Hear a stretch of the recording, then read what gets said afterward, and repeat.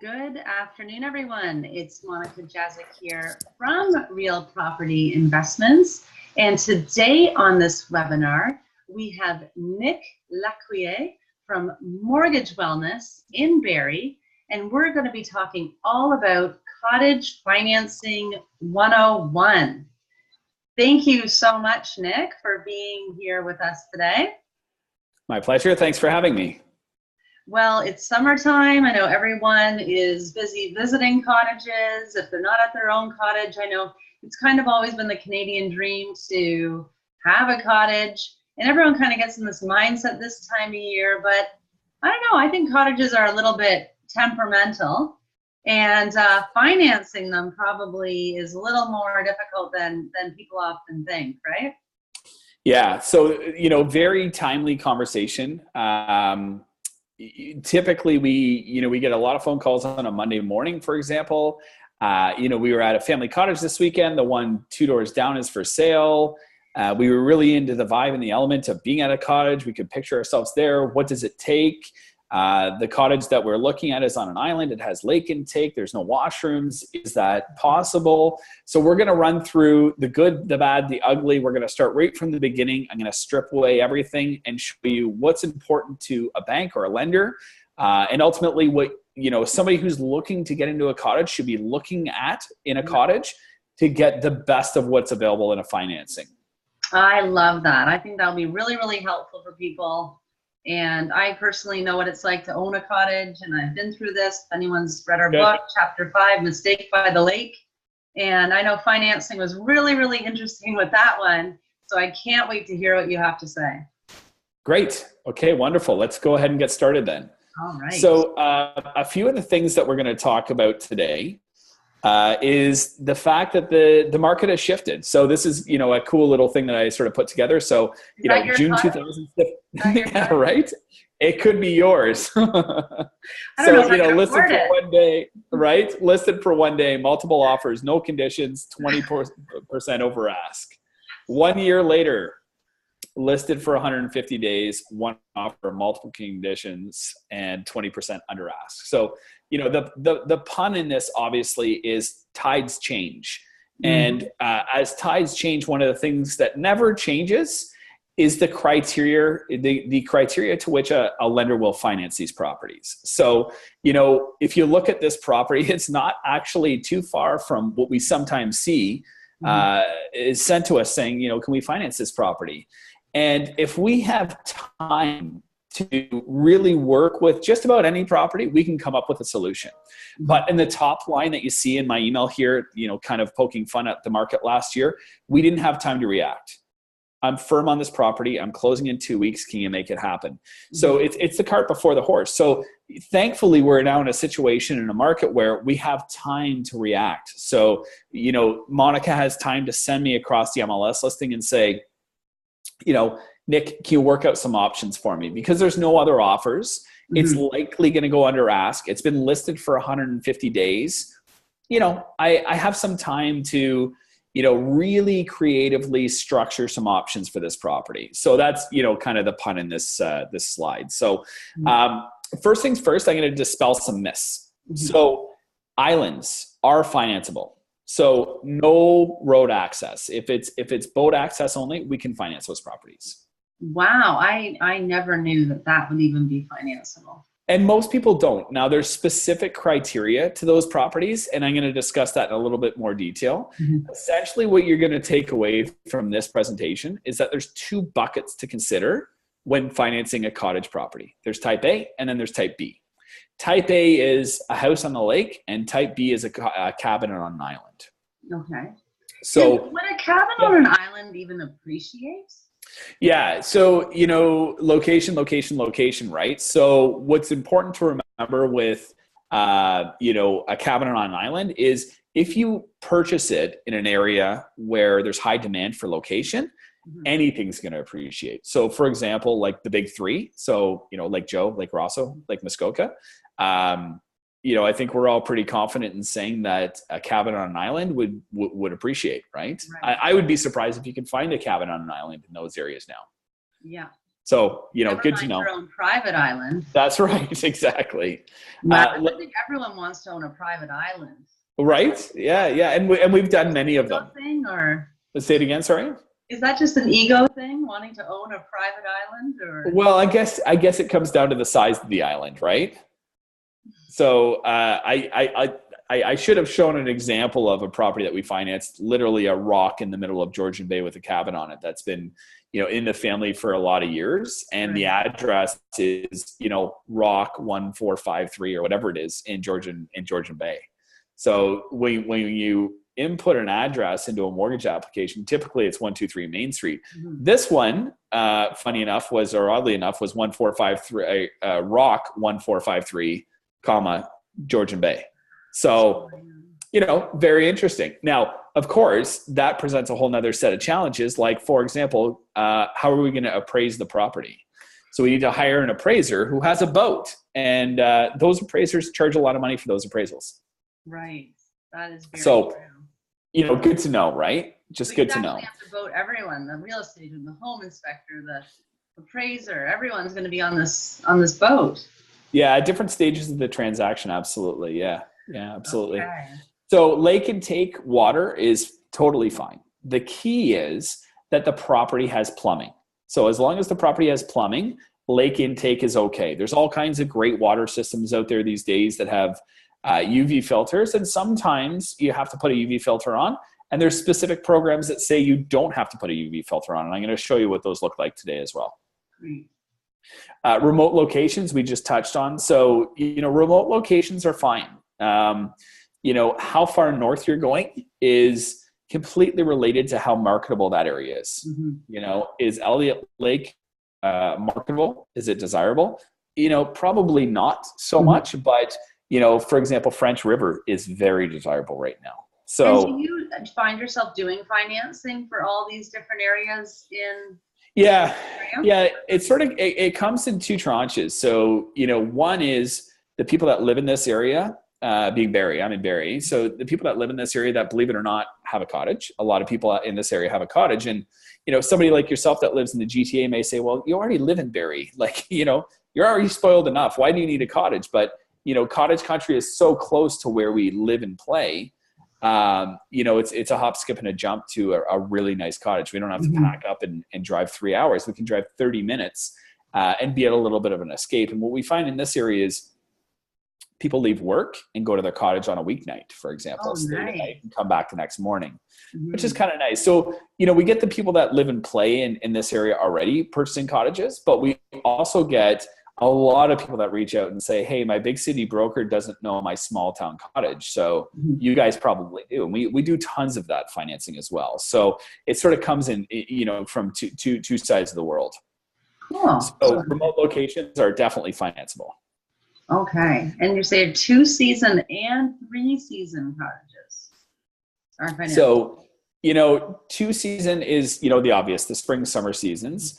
3-season would be a little bit of the shoulder season, whether it's like, early into spring or late into fall. So they might be a 3-season cottage, meaning you actually get half of each shoulder season, creating that 3rd season. And 3-season is just, typically, it doesn't have an insulation, but it has running water and heat, for example. Right. And 2-season and 3-season cottages are definitely financeable. And, the one that's going to sort of blow you away the most, interest rates are typically not different than financing just, a normal home in this world. Really? Excellent. And how much would they have to put down to get that then? Well, that's coming up in my next slide. Okay. So yeah, as little as 5% down. Oh, it's wonderful, right? Yeah. So let's move to the next slide. So, I titled this second thing second because this is kind of the but. So this is what you need to know. Okay. Now, people who aren't, living and breathing the mortgage world like me wouldn't know this. So this is kind of interesting. No compost toilets. So banks don't like them. They don't know them. They're not comfortable with them yet. You need a septic system if you want the best of what's available in the financing world. Okay. So, some people that are shopping for cottages or may have cottages right now will say, well, that's impossible because when I get to Georgian Bay, it's rock. So we'd have to blast into the rock to get a septic. True. But if we're talking about getting the best of what's available in the cottage financing space right now, we're looking for a septic. Yeah. So over and over and over again, we have, bathhouses, outhouses, holding tanks, burning toilets. Now there's all kinds of different options. If you want the best of what's available, look for something with a septic for sure. Okay. And then obviously the next one is, I think it will come as no surprise, but it's still always part of the conversation. Mm-hmm. Multiple structures on one property will complicate the file. So bunkies, 2 cottages, a family estate, cottages, boathouses, they're all taken out of the value. And you've been in this world for a long time, Monica. You know that outbuildings aren't included in a value of a property. That's the same way that multiple structures are handled when financing a cottage property. So 2 cottages. What was one of those cottages like on those nice Muskoka Islands on Lake Rossum or something? And there's like 5 family cottages, like a family compound. It was all included in the one purchase. Title. Yeah. So 5 cottages on one title is virtually impossible to finance. In like just a normal world, like. Will Scotia or TD or First National or one of those kind of great companies want to finance that property? Probably not. We're going to be looking at like Kawartha Credit Union or Northern Credit Union, something outside the box. Now, those institutions are, very familiar with the fact that they're the only ones that are financing it.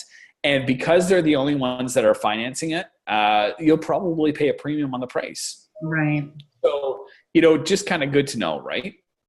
What if it was more of a cottage camp rental? Like, some people go like in Wasaga Beach, they're buying like 20 little bunkies on one commercial lot, or, there's a lot of these little cottage mini camp rentals. I'm sure you're going to talk about those types of short rental structures later. Yeah. Yeah. And, if you look down to the last point of this slide, it says, for this conversation, avoid rental pools, leased land cooperatives, and fractional ownership. So, any of those things are going to make it, very difficult to get the best of what, the financing world has to offer. So, definitely, cottage resorts, campsites, anything income producing, we financed. It's a whole nother world. So if we're talking 101 and just kind of like, how do I get the best of what's available? Then, we definitely have to avoid rental pools, lease land, cooperatives, and fractional ownerships for this conversation. Anyway, it's so tempting for these like lease lands and these little communities to invest in, because you'll see them on MLS and they're in these great neighborhoods and these great areas and they're so cheap. But once you get locked into them, you can never get out, probably for that exact reason. It's so difficult to finance. You have to pay cash. And then, anything that complicates an issue in real estate, it will make it less desirable for a future buyer, for sure.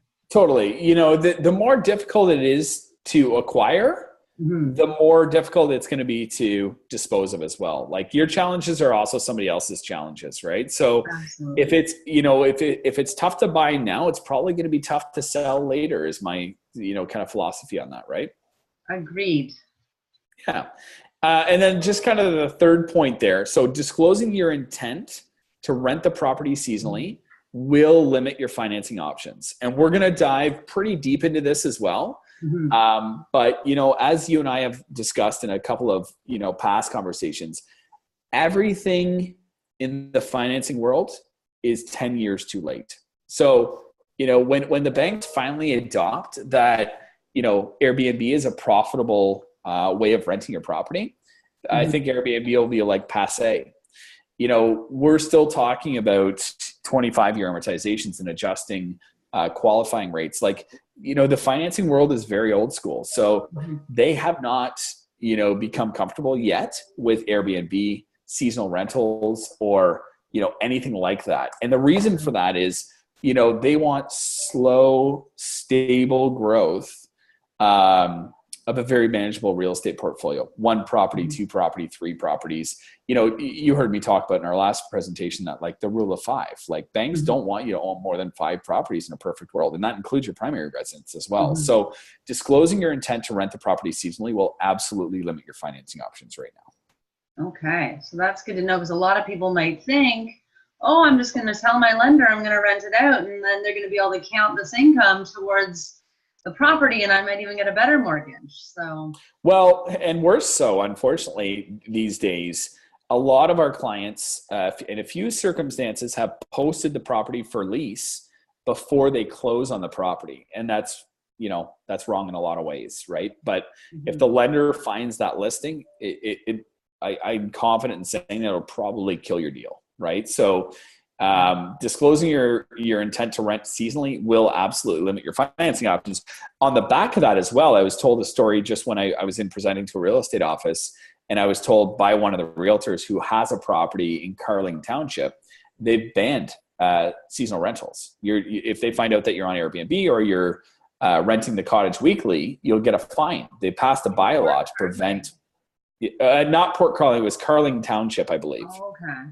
So, See, yeah, that's so really scary, because if you're doing your cash flow based on these, and remember we said in the last presentation, I think that we had an Barberry event, and we were telling our experience with having these multiple short-term rentals in Collingwood or in Blue Mountain area, and we sold everything just because, all of a sudden they started doing the short-term licensing, and we saw them crack down on Wasaga Beach, and they were fining people $25,000 a day or something.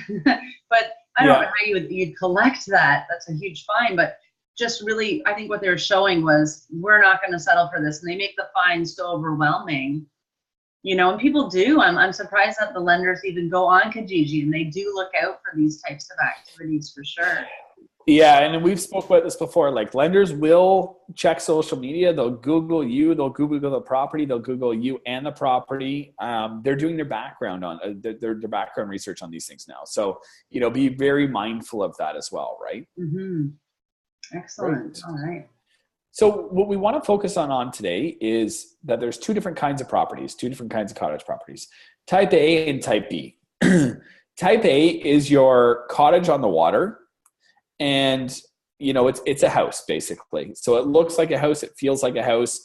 And you'll see, like, I generally took this from the insurer's website, because we're talking about, in a lot of cases, high ratio financing. So, like, if I'm speaking to the real estate investment community, it's, how can I acquire this property with the least money down, or, in a creative way, right? And I'm a real estate investor myself, so I love this stuff. So, type A, it's one unit maximum. So it can't be a duplex on the water where I live in one and rent the other or anything like that. It has to be one unit. The property has to be owner occupied by yourself or an immediate family member, or both. Okay. So to go back to my previous slide, to rent the property every week, if you said, my brother is going to use it, my mom's going to use it, my family's going to use it, it's the family cottage, no problem. Banks and insurers understand that. Now, it has to be readily marketable in a good area with ongoing demand. So if it's an up and coming area, that's good as investors. It's not good as a lender. And, really important, I'll show you some pictures in a moment, but the estimated remaining economic life of the property has to be 25 years. We get calls all the time on these kind of properties, Monica, where they say, great value for the lake. I'm buying it for $250. It's probably worth $300. But if it's inhabitable or in bad condition, the bank won't finance it, despite the value. Because if you forward think to their, sort of worst case scenario, it's that they're going to own the property. And they don't want to own a property that's inhabitable, because it's tougher to sell. It's tougher to market. They want highly marketable properties that are in very high demand as well, right? Okay, so that's type A. Type B is the same characteristics as type A, but the property doesn't need to be winterized. Boat access only is okay. Seasonal access is permitted, so, road not plowed or water access, and no permanent heat source, which is really cool. Like none, like no permanent heat source. So the difference between the type A and the type B is going to be really big. And I'm going to show you how it sort of breaks down. But essentially the difference between type A and type B is type A is less money down. Type B is a little bit more money down. Okay. So let's just go to the next page here. So type A, to get in, I'm going to sort of ruin my surprise. Type A, you can buy a type A property with 5% down. So to get in with 5% down, you have to have a permanent foundation. It has to be a freehold title. You have to have a minimum of a kitchen, 3-piece bathroom, bedroom, and a common area. So it can't be, like a 10 by 10 open space. Mm-hmm. It's possible, but not under this program. So if you want a 5% down property, that's the way it has to look, right? So year-round road access on a reasonably quality public road serviced by a local municipality. We might be able to get away with like, a private road that has, say, 20 cottages on it. And there's like, there's a community agreement that it's plowed throughout the winter and you make your contribution to the payment of that maintenance and that sort of thing. We've gotten away with that. For the most part, this is a house on a lake, right? For example, the property has to be winterized, has to have a permanent heat source. It can be baseboard, it can be radiant, it can be coal, propane, geothermal, or a heat pump, but it has to have good construction with no deferred maintenance. Again, like a house on a lake. The water source can be well, municipally serviced, or cistern. It has to be drinkable. So they accept lake intake because that's becoming more popular, but it has to have its own filtration system and it has to be tested before closing. I remember doing that. And then there obviously has to be good market appeal. So this program is like the cat's meow. It's 5% down. You get the best rates. We can go to almost every lender. It's just a fabulous, fabulous, fabulous program. Mm-hmm. Any questions on that, Monica? What do you think about people putting 5% down on a cottage? Do you recommend that route? Yeah, or? I do. It has to. The thing about purchasing a cottage with 5% down is it has to qualify, right? You have to qualify without any rental income to manage your own house and the cottage. So what we see in a lot of these circumstances is, like entry level stuff, right? Like nobody's buying a $900,000 cottage with 5% down. People are going out and finding like the little jewel on a great lake that's like, an old house in good shape, drinkable water, permanent foundation. Maybe it was somebody's house that they lived in Huntsville on like Mary Lake, for example, and they're buying it for $400,000. So they have to put 20 grand down. And they can afford it because they've worked really hard to pay down the mortgage on their house, for example. So, I always love the idea of keeping your house, and your cottage. Same as, keeping your house, and your investments. If you're going to draw from your house to purchase an investment property, make sure it's segmented. You know that, and I know that, right? Like make it a line of credit, a second mortgage, another component, or make sure it's really well accounted for. So you can write off the interest, you can track the pay down, and you can say, once the investment has appreciated, I'm going to pay back the homestead now. I'm going to pay down my house. Right. And it's the same thing with a cottage. Like I truly think that they should be treated as two separate entities. For example, your primary residence is exempt from capital gains. Your cottage is not. So like there needs to be, financial planning, tax planning, and succession planning when it comes into purchasing a cottage. So, to put 5% down, I still think is a great idea because, you'll get the best financing available. I mean, we've talked about that in our last presentations. CMHC insured 5% down financing is getting better interest rates than like, a guy walking in and looking for 50 grand on a $5 million house. Anything that's CMHC insured has the best rates right now as well. So, I think it's, to each their own, but for the most part, definitely I'm an advocate of that. Okay, perfect. Okay, great. So I'm just going to move along to the next slide here. So we talked about type A and how type A would be,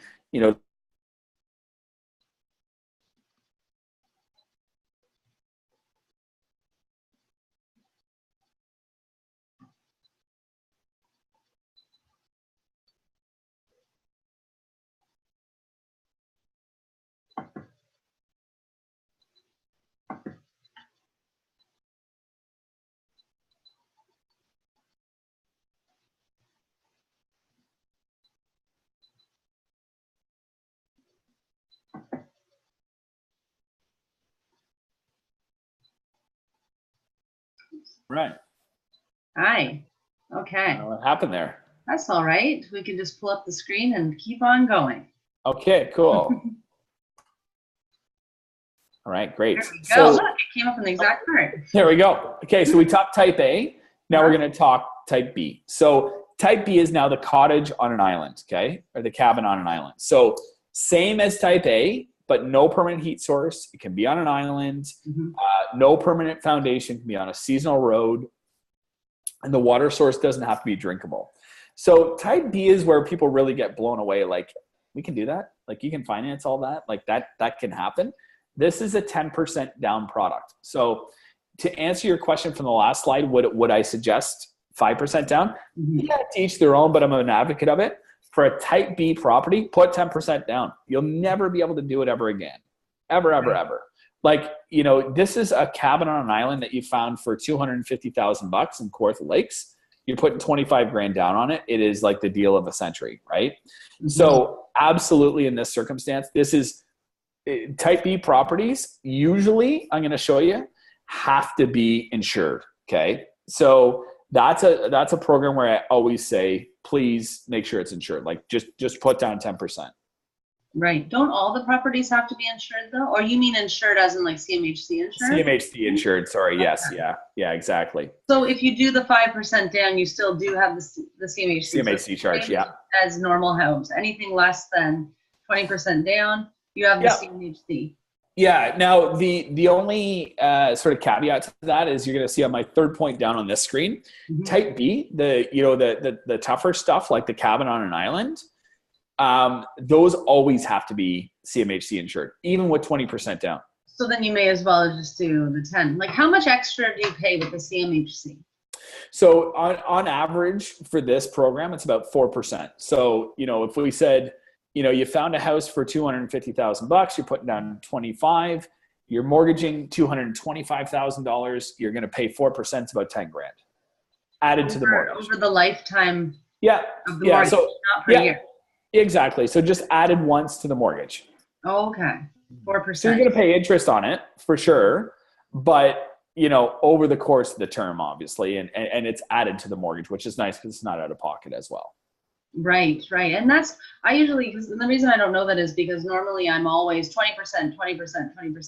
Yeah. With cottages, I mean, you're right. Like the way you just described that island, once in a lifetime, it's for your personal use.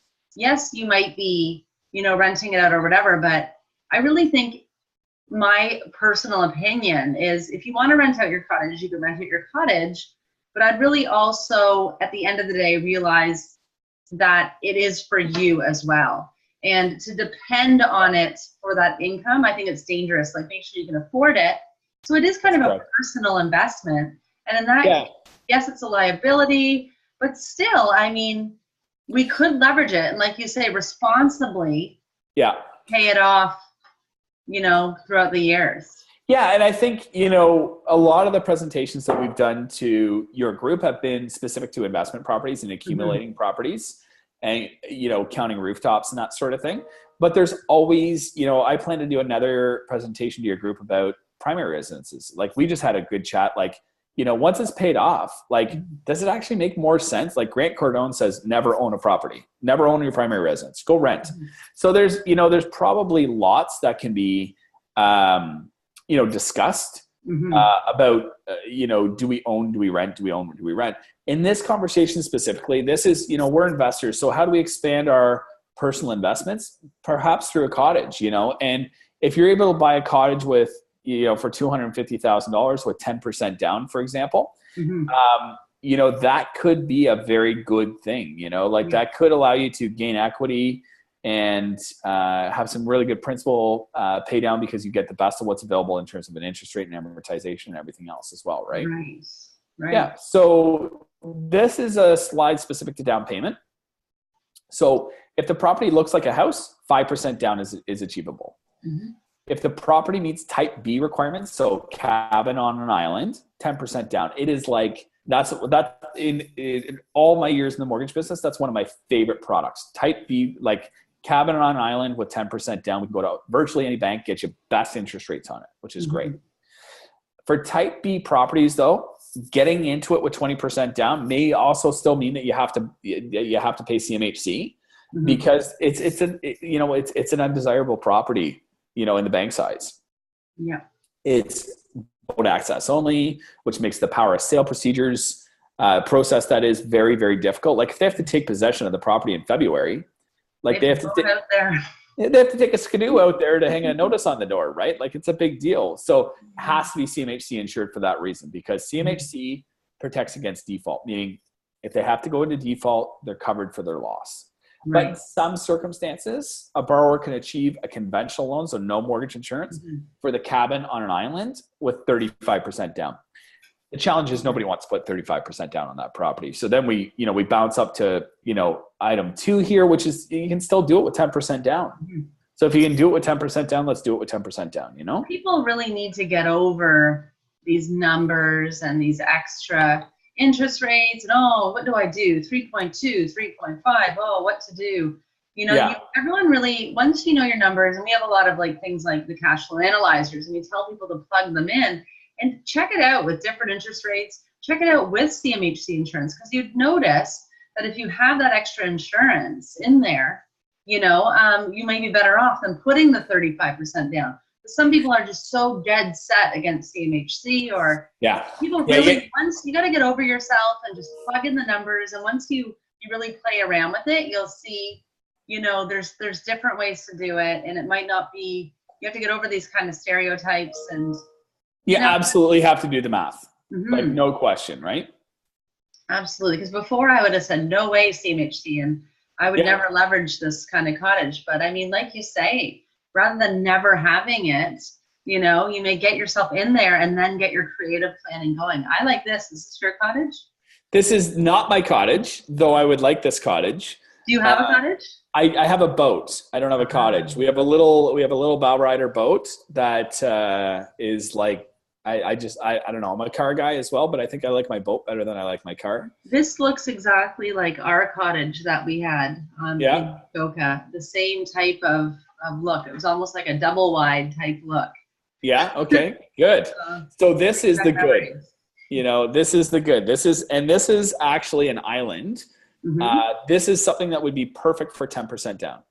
So, looks like a cottage. There's no deferred maintenance on it. You can see that it's in good shape. Somebody's taking care of it.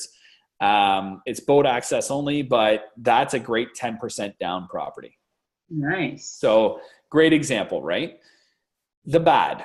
So this is possible to finance, believe it or not. So this could potentially be done with 10% down. And what I want to show you here is, you see there's no permanent foundation, right? It's on those deck blocks. Yeah. That's totally normal.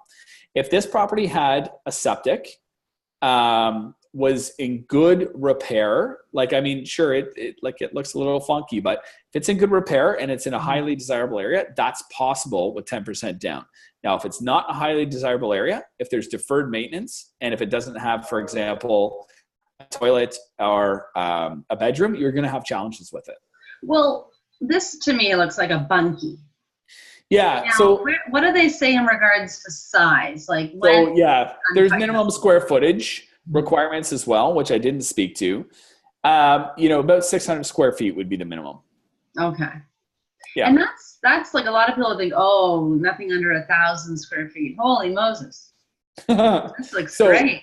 If it's under 1,000 square feet, you're going to want to speak to somebody like myself and see if it's common for the area.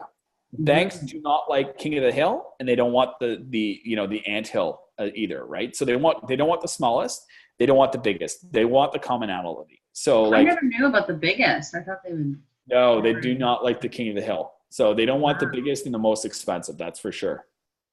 Okay, so does this property have some potential? That property has no potential. The reason I show this is because we get a ton of people that call us on this.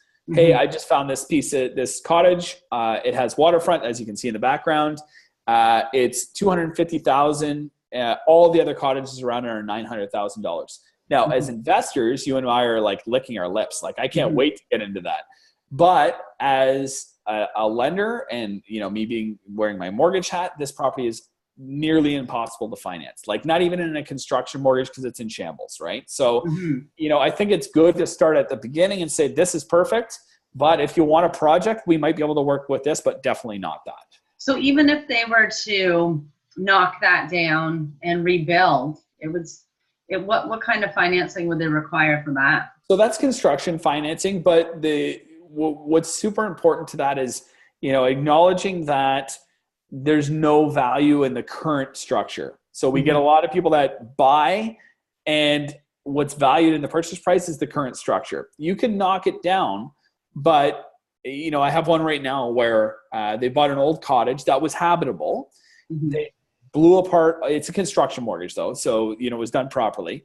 They blew apart the whole inside, and it's all like cleaned and reframed sort of thing. Right. But they're looking for a draw.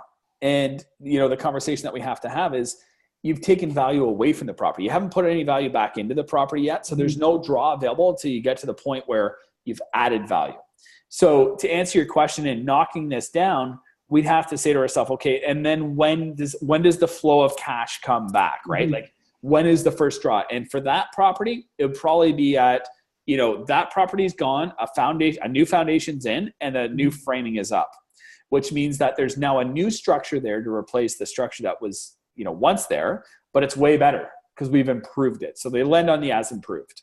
So if that was, say, like $200,000 and all the surrounding homes are $900,000, would they not put any value in the land? Or what if someone just wanted this block of land in between these monster homes? Yeah, we do tons of construction financing, and probably really great topic for a presentation of its own, because we can get very deep into it. The really cool thing about construction financing is you can typically finance 100% of the construction costs. Wow, I never knew that. So no money down on construction financing is very common. And the way that we achieve that is, let's just say we bought this for $200,000, okay? And it's going to be worth $900 when we're done. If the house itself only costs me, I don't know, say $300,000, I've bought for $200,000, I built for $300,000, that's $500,000. I'm going to add another $150,000 on for, development, soft costs, and everything else. So I'm into it for $650,000, but it's worth $900,000. So the banks will take $900,000 as the value and lend you the $650,000 based on the as complete value, which means that I financed the entire $650,000 through the bank, which is 100% financing. Wow, it's pretty cool. Very creative. Yeah. So the one that's going to draw the most interest, obviously. Okay. So what's this Airbnb? This is no Airbnb? No Airbnb. In the financing world, I know it. Okay, hold on. Investor hat. I love Airbnb. Everyone loves Airbnb. Everyone has these big dreams. I'm going to buy a cottage and I'm going to Airbnb it and I'm going to rent it out every day of the year for $500 a night. Right. So investor hat off and mortgage guy hat on. Banks hate Airbnb. It's inconsistent. It's not proven as far as they're concerned. There's risk to it. Landowner associations don't like it. Condo boards don't like it. So because it's new, banks don't like it. It's just like, when we have people call in and say, I'm an Uber driver, and we try and present that to a bank, or, we just had somebody that said, I'm going to use my Bitcoin for down payment. Oh my goodness. To try and sell that to a bank is very difficult to do, super difficult to do. So generally speaking, you can do Airbnb, but if you present that as your business model to your bank, to your broker, to your lender, it's going to make things very, very difficult. You know what? I think they do have a point. I think they're probably, they have a lot of point there to do it. It does make sense. This is the only type of investment that loans you that amount of capital. Did you ever have challenges in still 20%, 10%, 5% down? They're giving you 95%. I think they have the right to really, protect their investment and kind of say, I could see, because you see heard what happened in Toronto. The Airbnb could change any day now. They could change their restrictions. Uber can shut down and be shut down by the taxi companies. All this stuff can be really taken away. Yeah, anything, I always say, old is new. Right. So anything that's old is new to banks and lenders. Right. So, any new concept, you can build a business model around it, but they're going to err on the side of caution in every circumstance. So if it only makes sense from a cash flow standpoint to rent it through Airbnb, it's probably not the right investment. If it doesn't make money just renting it, traditionally, you're at risk. Right.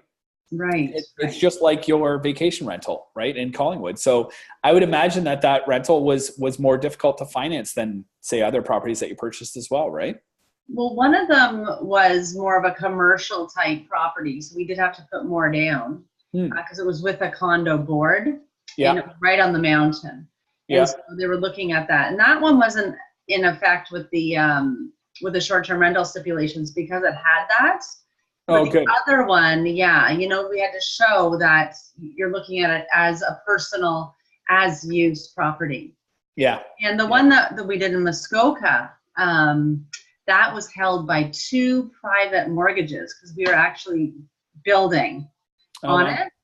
And so we had 2 privates going, and when we finally built it and went to list it, it sat for 2 years, believe it or not. Wow. And Crazy.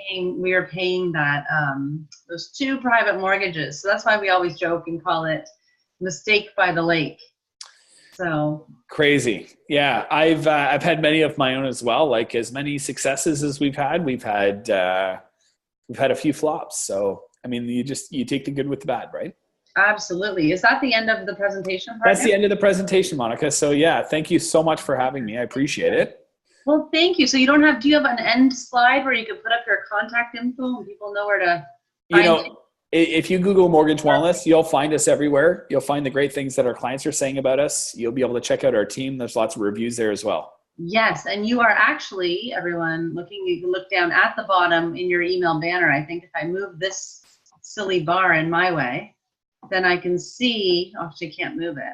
Actually, there it is. Yeah, Mortgage Wellness located in Barrie. So they can, yeah, you are very easy to find for sure. Cool. Great. Great. Okay, Monica. Well, thank you so much for thank your you. time, Nick. I hope you managed to get away on your boat this summer. A lot actually. Always out looking at these cottages. So yeah, I'll out a lot and out again on Saturday. So yeah, I hope you enjoy your summer as well. Yeah, we're on our way up to Muskoka this Saturday. We're going to stay at some cottages, and we're definitely cottaging at other people's cottages this summer, not our own cottage. That's good. That's great. Thank you so Great. much. Thanks, Monica. We'll talk to you later. You got it. Thank you. Bye. Bye.